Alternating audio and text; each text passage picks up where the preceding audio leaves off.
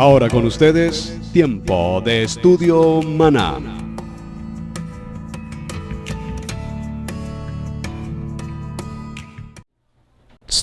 Bien, mis amados hermanos, bienvenidos a este tiempo de estudio bíblico devocional. Su hermano Pastor Roberto Alfaro les saluda y les doy la mejor y cordial bienvenida. Estamos atravesando un tiempo maravilloso en el estudio de Parashá. Después de esa apasionante historia en prácticamente 3 Parashá que vimos con la vida de Abraham, Sara y por supuesto el nacimiento de Isaac. Es interesante notar cómo para Isaac únicamente vamos a tener esta Parashá de semana, que es precisamente la Parashá Toldot. Esta Parashá Toldot traduce o expresa genealogía, generaciones, descendencia, y a través de la vida de Isaac y Rebeca, pues nos vamos a encontrar con una serie de aspectos fundamentales que van a determinar, van a establecer el transcurso de todo lo que ha de venir hasta que lleguemos al tiempo, por supuesto, de Israel. Estamos en el Parashá Toldot a partir del capítulo 25, verso 19, y avanzaremos hasta el capítulo 28, verso 9. Tomaremos como referencia también el primer libro de Samuel, capítulo 20, verso 18, libro de Romanos, capítulo 9, verso 6 al 16, y libro de los Hebreos, capítulo 11, verso 20, así como el capítulo 12 y el verso 14. Vamos a dar comienzo con una lectura breve respecto a lo que es el comienzo precisamente de este Parashá. Vaya conmigo, por favor, al capítulo 25 y observemos el tiempo del verso 19. Cerramos la semana anterior con la muerte, sepultura y todo lo que ocurrió en torno a la vida del patriarca Abraham. Quiero resaltar, solo para recordar, que muere Abraham en un tiempo de vejez y muere en un tiempo de plenitud, de gozo, de mucha paz, de mucha tranquilidad. Si puedo decirlo, una muerte muy interesante, muy tranquila, muy pausada y una muerte de haber logrado evidentemente cumplir el propósito y todo el plan que Dios tenía. Acompáñeme, capítulo 25, Bereshit, verso 19, dice la palabra. Estos son los descendientes de Isaac, hijo de Abraham. Abraham engendró a Isaac, y era Isaac de 40 años cuando tomó por mujer a Rebeca, hija de Betuel arameo, de Padán Aram, hermana de Labán arameo. Observen que aquí nos está entregando una información muy interesante. Es una familia directa de Abraham. Nos está indicando que Ribca tiene a su vez un hermano llamado Labán. Hay que prestar mucha atención y, si le es posible, por favor, subraye este nombre que aparece aquí por primera vez, el nombre de Labán. Bueno, lo habíamos visto ya, recuerdan cuando llegaron los camellos, cuando llegó el siervo, cuando se dio de beber. Dice que Labán, tan pronto como vio a este emisario, representante de Abraham, y vio 10 camellos, joyas, riqueza, pues nos muestra con claridad desde ese principio el corazón de Labán. Y lo menciono porque lo tendremos que reconocer mucho más adelante cuando aparezca ahora la genealogía o la herencia o la ascendencia mejor de Isaac y Rebeca, que es justamente el tema de este Parashá. Dice la palabra: y oró Isaac a Yahweh por su mujer, que era estéril. Miren lo interesante de este punto. Recordemos que en la vida de Abraham, Sara permaneció estéril hasta el tiempo de la visitación del Eterno, quien da promesa, y esa promesa tiene que ver con un hijo, el hijo de promesa, llamado Isaac. Ahora nos encontramos frente a Isaac en una circunstancia muy parecida, similar a la de su propio padre Abraham con Sara. Ahora vemos que Rebeca también es una joven con una condición de esterilidad. Lo interesante aquí es, número uno, que pasan 20 años, es decir, Isaac se casa con Rebeca a los 40 años. Van a transcurrir 20 años de ese matrimonio en el que pareciera ser, según la lectura, que a Isaac no le ocupa o no le preocupa mejor este tema de tener hijos, hasta que evidentemente empieza a tener un momento de oración y de clamar al Padre respecto de la esterilidad de Rebeca, y oró por esta situación, oró por el vientre de su esposa, y lo aceptó el Padre Eterno, y concibió Rebeca su mujer. Muy importante aquí, nos deja un mensaje interesantísimo, la importancia del varón que ora o que intercede en favor de su esposa, y particularmente en este caso vemos cómo la oración que presentó Isaac a nuestro Padre Eterno por su condición de esterilidad de su esposa, el Padre recibe este clamor e inmediatamente da la respuesta. Así es que, verso 22. Quiero que resaltemos especialmente el punto en el verso 22. Y los hijos, aquí nos está hablando de un plural, los hijos, es decir, que en el vientre de Ribca ahora no hay uno, sino hay dos, por lo menos hasta aquí nos habla de los hijos. Luchaban dentro de ella, es decir, en el interior, en su vientre. Y dijo, si es así, ¿para qué vivo yo? Y fue a consultar a Yahweh. Y le respondió el padre y le dijo, dos naciones. Por favor, este texto del verso 23, en este pasuk necesitamos leerlo con mucho detenimiento. No puedo pasar esta lectura sin que entendamos o comprendamos bien lo que aquí entendemos, lo que aquí la palabra nos indica y por qué hago esta mención. Porque lastimosamente cuando avancemos y veamos todo lo que está sucediendo en la vida de Esaú y de Jacob, nos daremos cuenta, y con frecuencia se dice o se enseña desde los púlpitos la manera del engaño, la mentira, entre otras cosas. Pero se hace necesario, antes de dar estas opiniones, que primero entendamos el verso 23, porque aquí está hablando Yahweh, y cuando el Padre Eterno habla y determina y clarifica una situación, entonces Rebeca, Ribca, lo que está haciendo es escuchar esa palabra. Recuerden, Sara escuchó la palabra del Padre. Sara es considerada esa matriarca a quien el Dios Eterno también le habló, y ahora vemos que también habla con Ribca. Es muy importante, mis amados hermanos, que tengamos presente este aspecto. Dice, y le respondió Yahweh, ¿a quién? A Ribca, es decir, que Dios en su eterno poder habla también con ella. Y le dice, por favor preste atención, dos naciones hay en tu seno.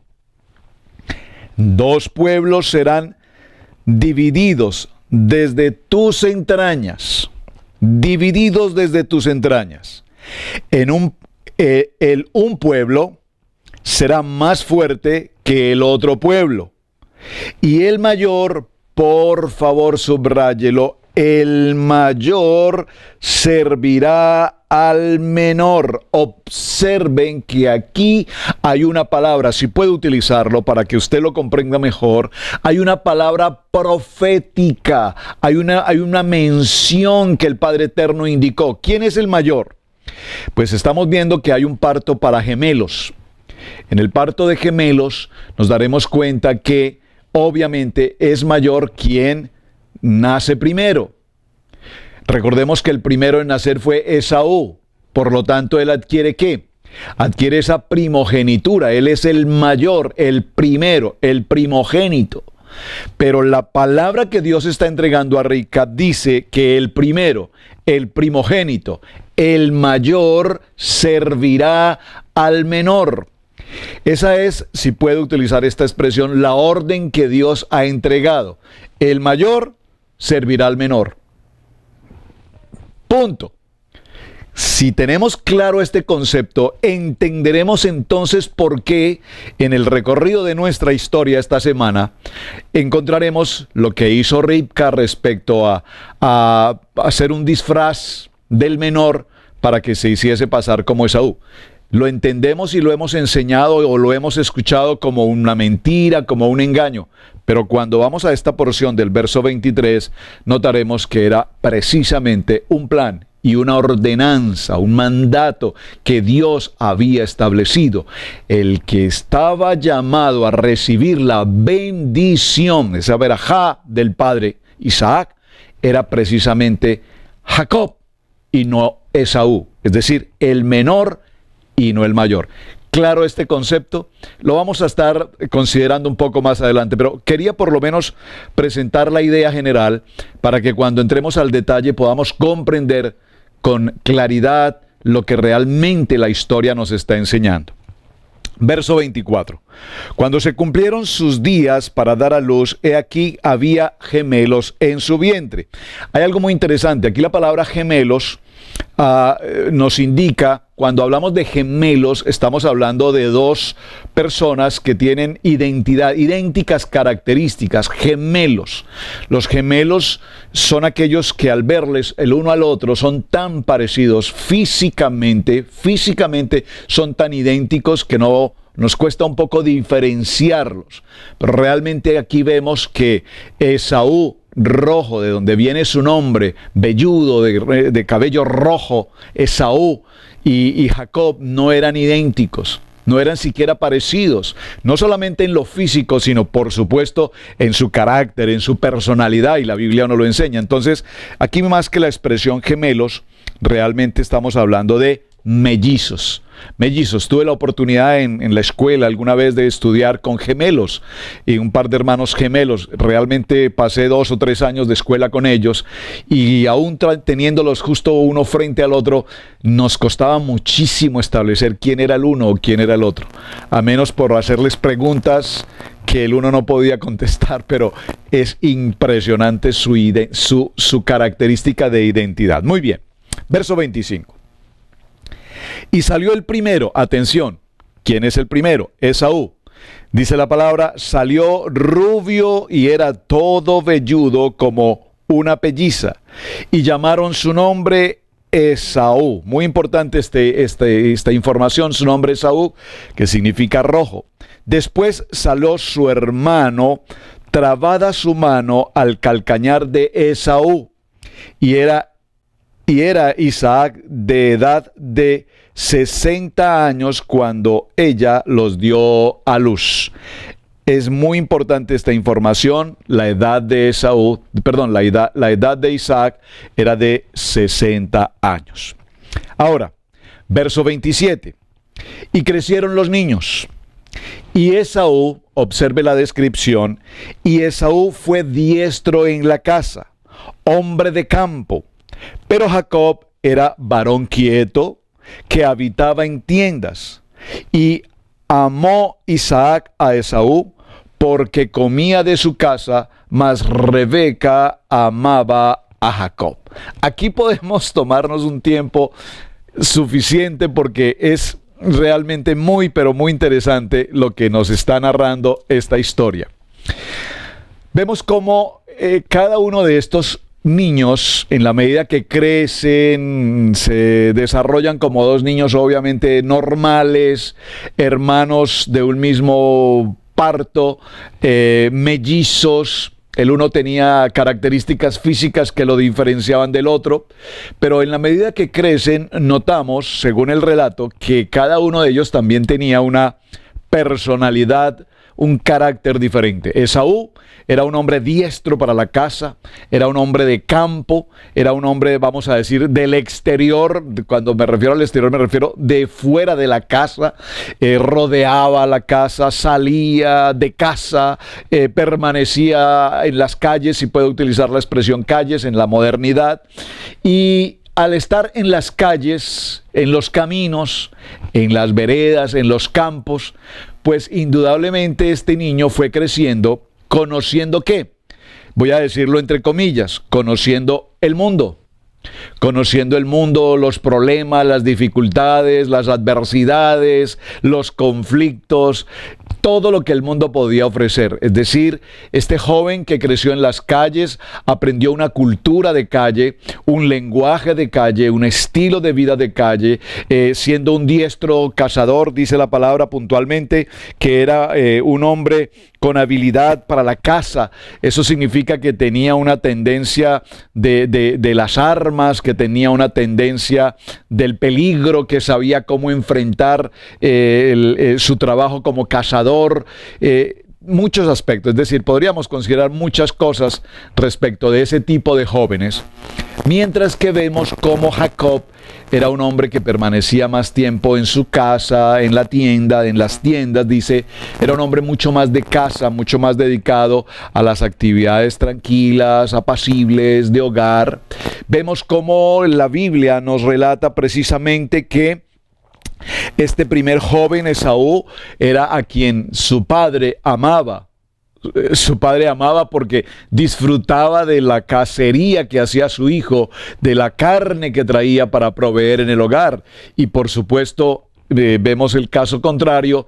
Ribca, Rebeca, amaba más a Jacob, era un niño más dócil, más tierno, más tranquilo, un niño de casa, seguramente que ayudaba en todos los quehaceres del hogar, seguramente que obedecía con mayor facilidad a mamá, y por supuesto ella tenía un consentimiento especial por él. Entre otras cosas, pues de alguna manera también era el menor.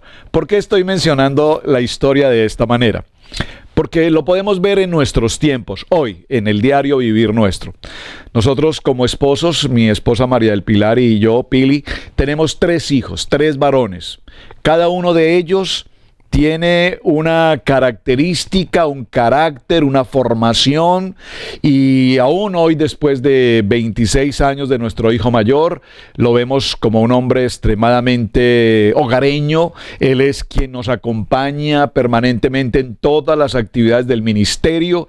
Se dedicó desde muy chico. Yo desde muy niño, también desde joven, fui muy apasionado por el arte, la fotografía, apasionado de hacer fotografías, de todo tipo de fotografía artística, de paisajes, de estas cosas, y veo como mi hijo mayor heredó ese estilo de trabajo con la fotografía. Entonces se especializó, estudió en su universidad con respecto a todo lo que tiene que ver con el radio, televisión y fotografía. ¿Por qué menciono todo esto? Porque se ha convertido nuestro hijo muy diestro al lado nuestro, viaja con nosotros, nos compartía recientemente en una actividad que hicimos en otra ciudad, que desde muy niño él le pidió al Padre Eterno que en la medida que viajáramos a compartir programas de matrimonios o programas de la palabra, conferencias y demás, él pudiese estar con nosotros para filmar las conferencias, para tomar fotografías, para coordinar todo lo que tuviese que ver con el evento. Y hasta nuestros días es él. Lo tenemos muy cerca, es también nuestro protector, es nuestro defensor. Él está atento a los detalles, los pasajes, los viajes, los costos, los equipajes, absolutamente toda esa cercanía. Por demás es el mayor y es una persona de un temperamento también fuerte, de un carácter fuerte. Los que lo conocen dirán, no, pastor, no es así. Bueno, pues es así, muy fuerte y muy de casa, por supuesto, muy de casa. Ahora, nuestro hijo segundo, los que estamos cerca con él, sabemos, una persona extremadamente disciplinada, muy estudioso, muy dedicado a su estudio, muy concentrado en su trabajo, un hombre de inversiones, los asuntos financieros, las inversiones, pero con gran conocimiento también en la palabra, muy preparado en la palabra. De hecho, pastorea en una de las iglesias de la ciudad, pero más distante en lo que tiene que ver con nuestro ministerio. Y nuestro tercer hijo, el menor, está terminando su high school, pues obviamente él es un poquito de todo.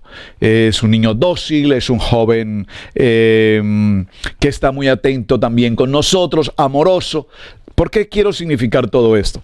Porque vemos que en este pasaje del capítulo 25, la Biblia se toma el tiempo para describirnos a estos 2 jóvenes, Esaú y Jacob. Pero interesante que nos indica cómo el padre, el patriarca, observen, el patriarca Isaac, a los 60 años y a los siguientes años, en la medida que sus hijos crecen, él tiene un favoritismo por su hijo Jacob. Finalmente es su primogénito. Además, es un hombre diestro, dice la palabra, en casa, hombre de campo. Mientras que Jacob era el consentido de mami, más casero, pero aquí cuando nos habla de las tiendas, quiero que resaltemos algo. Era un joven, cuando nos habla de las tiendas, nos está indicando que al estar más reposado en casa, era un hombre muy estudioso. ¿Qué estudiaba? Por supuesto, era un hombre que desde muy niño se especializó en conocer de cerca el estudio de la palabra, de la Torá. Esto es muy importante. Entonces, vemos dos aspectos fundamentales. Un hombre de campo, un hombre que conocía afuera el mundo y sus problemas y sabía cómo enfrentar los riesgos y las condiciones del exterior, mientras que el otro era un joven de casa, más consentido de mamá, y no quiero con esto significar que no los amaran a los dos, por supuesto, pero vemos cómo se presentan estos favoritismos entre nuestros hijos. No es un tema de esta época, no es un tema de solamente la historia, es un tema que nos ocupa también justamente hoy. Ahora, en el verso 29 dice la palabra, y guisó Jacob un potaje. Observen, aquí nos indica el verso 29 que Jacob estaba en tareas de cocina y preparó un guiso, y un guiso de un sabor extraordinario, de un aroma extraordinario, y volviendo a casa después de una jornada de estar afuera. Quiero resaltar nuevamente esto, perdónenme que me tome el tiempo para resaltar esto. Cuando tenemos nuestros hijos que permanecen tanto tiempo en la calle, probablemente algunos de ustedes podrán decir, wow, es el caso mío. Tengo a un hijo que es muy dedicado en casa, muy juicioso, muy estudioso, muy arreglador de la casa, muy dedicado en el orden, en el aseo, en las cosas de preparar la casa. Pero tengo a otro que está totalmente en la calle, sus amigos, las calles, los problemas, los conflictos, las calles solo vienen prácticamente a comer y a dormir. Es un poco para que representemos esto, porque cada uno de los dos tendrá su característica especial en su estilo de vida y en su formación. El verso 29 nos está indicando que Jacob preparó un potaje, un guiso, y volviendo Esaú del campo, muy cansado, dijo a Jacob, te ruego me des a comer de ese guiso rojo, pues estoy muy cansado. Por tanto, fue llamado su nombre Edom. Aquí nos indica que el nombre Edom, que corresponde a rojo, tiene que ver precisamente con Esaú. Y Jacob respondió, véndeme en este día tu primogenitura. Perdónenme, esto es extraordinario. Yo no puedo pasar de leer un verso simplemente por leerlo, porque es que cada verso tiene un mundo de información tan impresionante. Observen.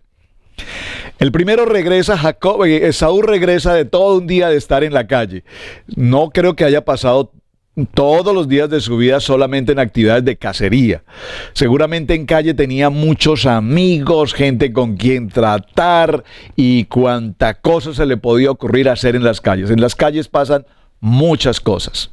Él venía de un día de campo, no dijo que traía justamente el producto de su casa y descargó la cacería que había traído consigo, no, solamente dijo que venía de estar en el campo muy cansado, extremadamente cansado, y al saborear el aroma de ese guiso que había preparado, ¿quién? No dice que lo preparó Ribca. Observen, el texto no dice, y Rebeca había preparado una cena extraordinariamente agradable, el aroma de la cena que Rebeca preparó, no, dice que lo preparó Jacob. Interesante, ¿verdad? O sea que los hombres de aquel tiempo también preparaban comida. ¿Qué pasará en el siglo XXI? Todo preparado, todo microwave. Muy bien. Entonces dice, Jacob, véndeme en este día tu primogenitura. Observen. Por favor, subraye la palabra véndeme. Véndeme. Esto nos muestra entonces a un Jacob negociante. A un Jacob que no era simplemente que le iba a entregar algo de comer, sino que esperaba algo a cambio. ¿Y qué esperó a cambio? Que le vendiera, ¿qué? Nada más ni nada menos que su primogenitura. Es decir, que el menor, Jacob, sabía la gran importancia, el nivel de importancia que tenía ser el primogénito. Él reconocía que era justamente el segundo, pero también sabía que había algo muy importante que necesitaba conquistar y era justamente alcanzar esa posición de primogénito.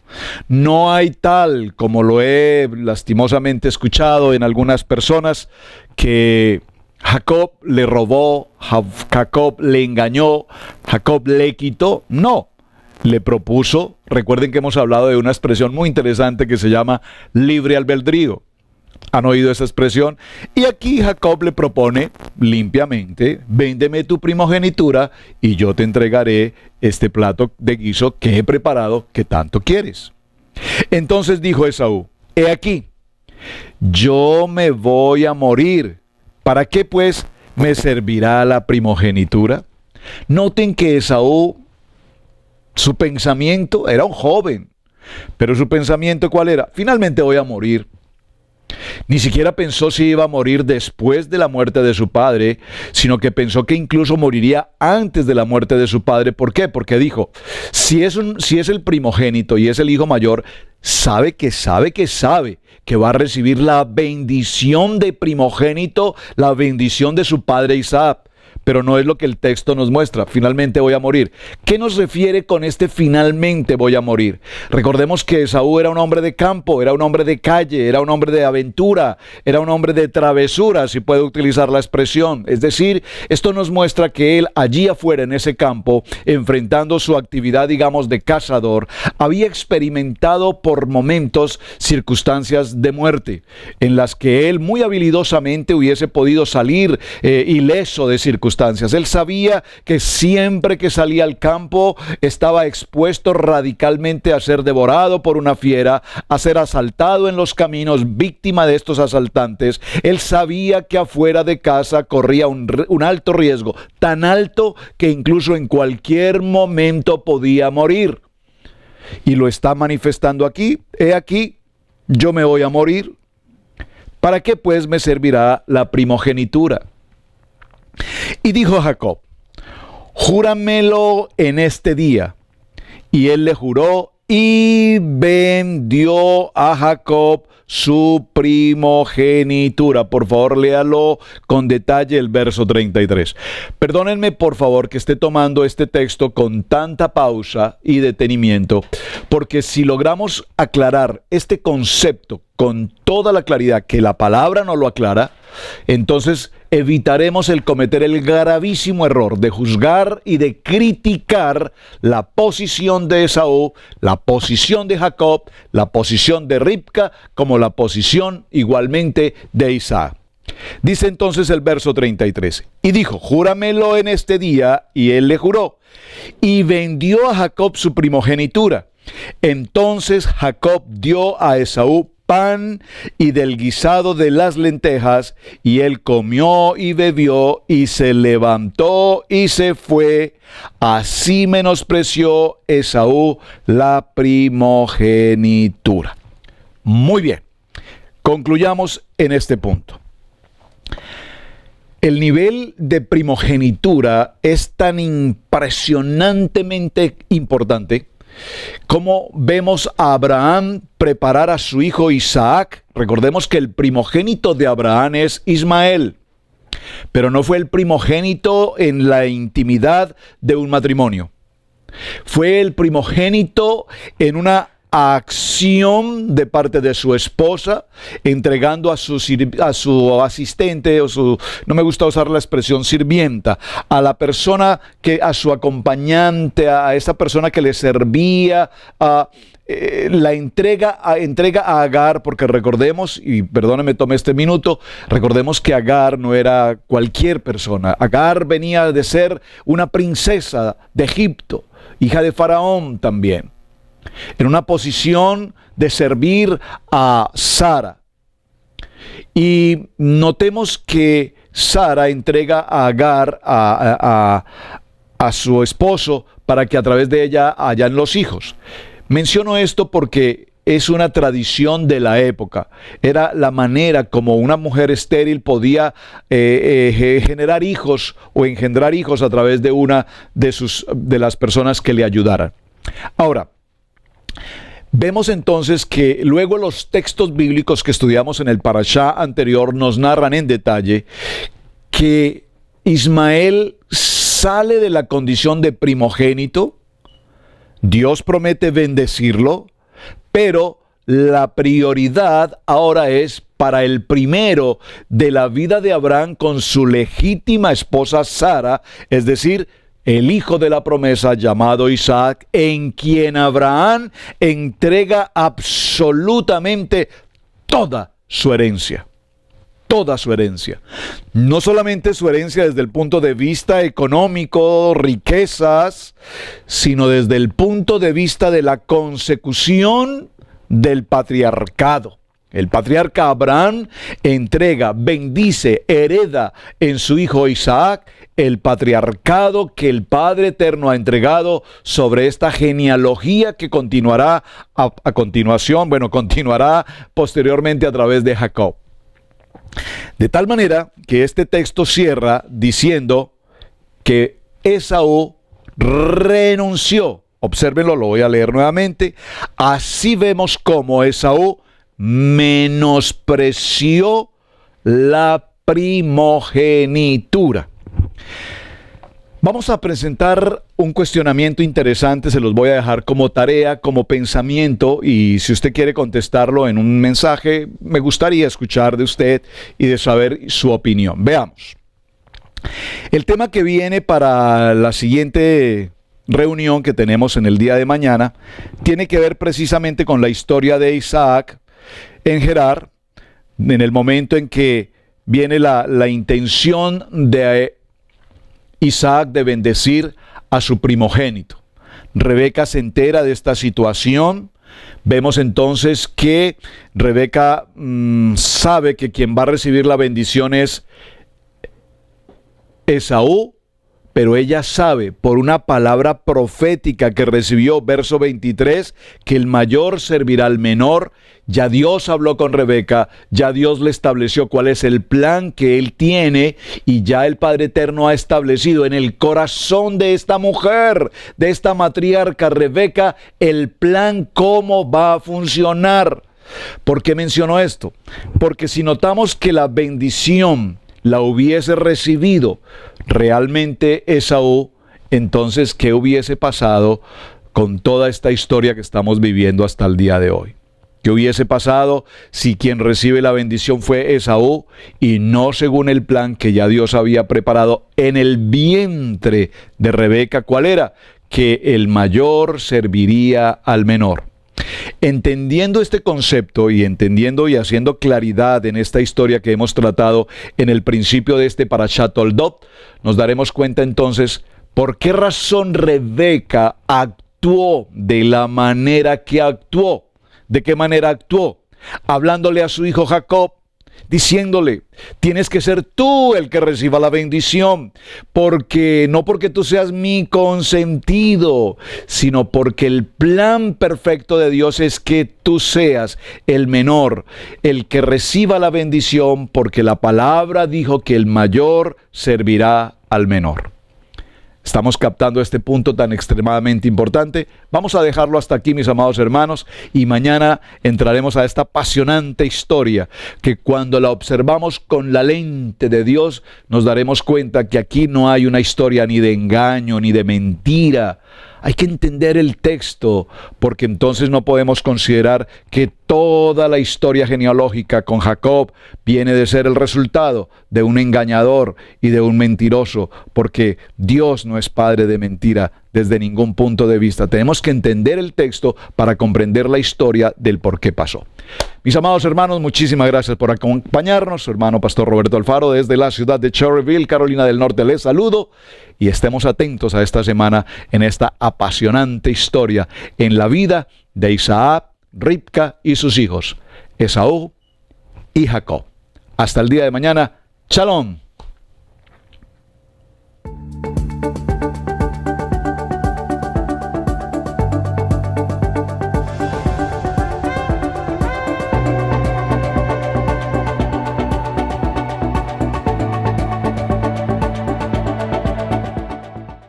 Ahora con ustedes, Tiempo de Estudio Maná.